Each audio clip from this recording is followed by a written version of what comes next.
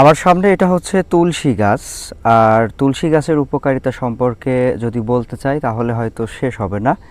রাস্তার ধারে জন্মেছে তুলসী গাছ, এরকম অবহেলায় জন্মে থাকলেও এই তুলসীর একটা পাতা যদি আপনি ছিঁড়ে এরকমের মুখের মধ্যে দেন সকাল বিকাল, তাহলে কিন্তু মুখের দুর্গন্ধ দূর হবে।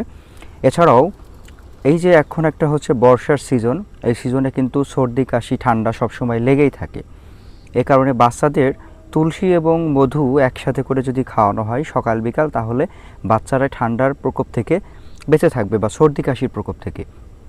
তাছাড়াও যারা আমাদের মতো পূর্ণবয়স্ক রয়েছেন সেই সকল মানুষদেরও কিন্তু রেগুলার নিত্য প্রয়োজনীয় যে কাজ করব তার জন্য কিন্তু বাইরে বের হতে হচ্ছে এবং গুড়ি গুড়ি বৃষ্টি পড়ছে, মাথা ভিজে থাকছে, যে কারণে খুসখুসানি কাশি হচ্ছে।